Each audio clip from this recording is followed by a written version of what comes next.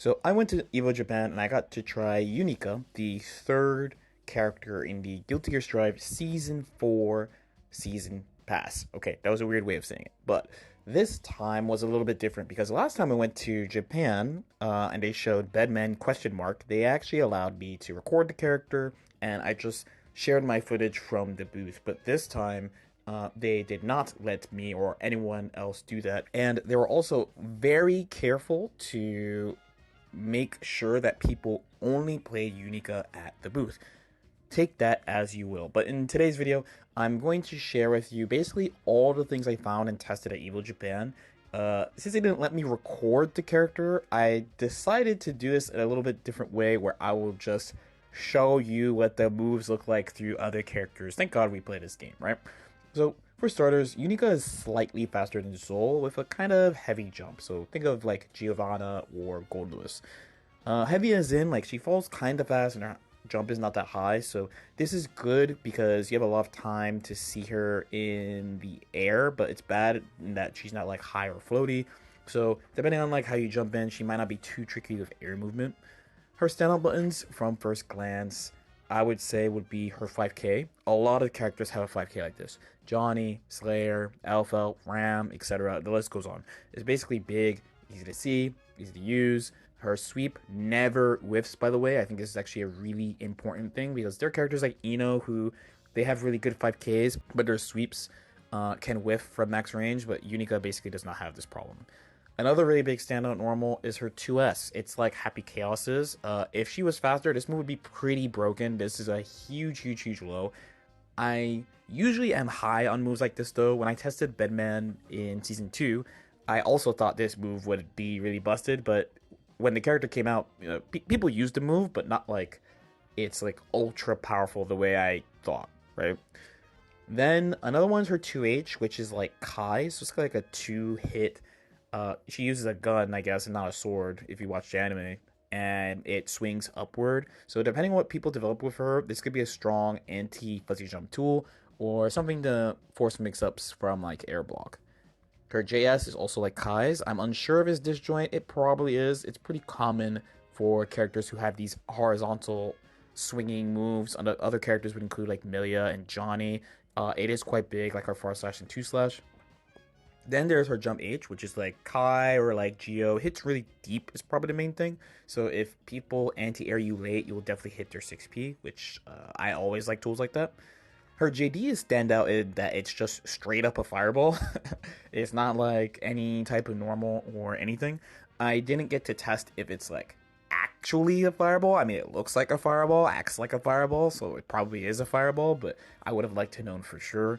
If it's a fireball, there are examples of moves in this game that you would think is a projectile, but is not. Probably the standout one is Testament's Arbiter Sign. For special moves, she has a full screen projectile, a DP, a low slide, and like a overhead kind of reminiscent of like Anji's Rin or Chip's Rekka 3.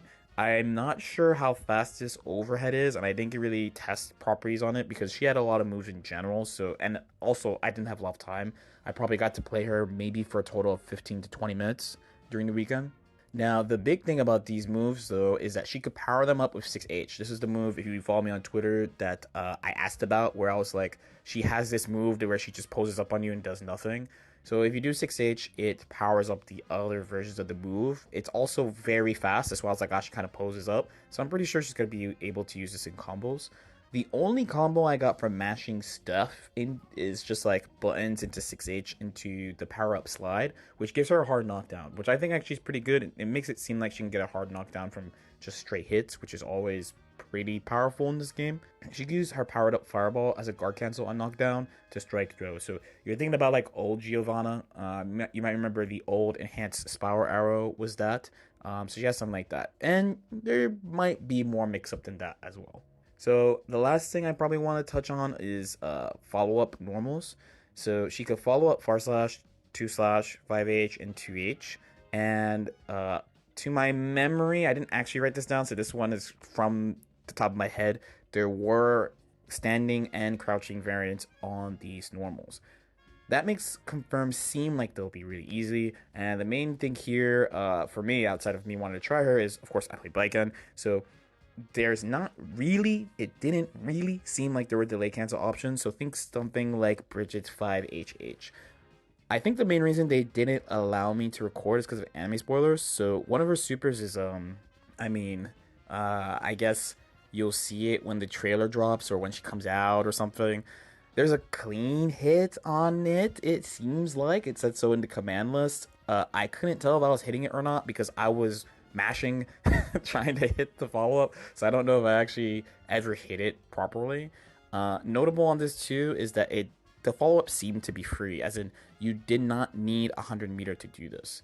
That's pretty much everything I have on Unica though. Any questions, let me know. Again, I only got like 3 or 4 5-minute sessions with the character, and they didn't let you play as other characters. So, again, if you check the Bedman footage from season 2, I spend the beginning testing Bedman stuff, but then I start switching characters to see, like, oh, is Bedman vulnerable to this thing? Or, like, can Bedman do this thing against this common tactic? Where I couldn't really do that with Unica.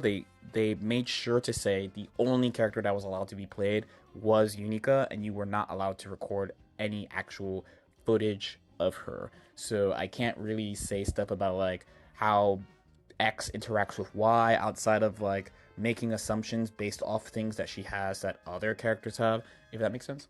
But yeah, let me know what you guys think too. If you did like this and want to support the channel, I do have both a Patreon at patreon.com/LordKnight, and I'm currently selling merch, but the ad is not ready, and we're going to save that for the next video. You can check both of those out in the link below. I have been streaming from Japan, and of course I'm coming back. Basically, by the time this video comes out, I'll be back in a couple days. And I stream on most days on Twitch, twitch.tv/LordKnight. That's also where we record videos for my second channel, LordKnight Chronicles. Like and subscribe if you guys feel like it, and I'll see y'all next time. Peace out.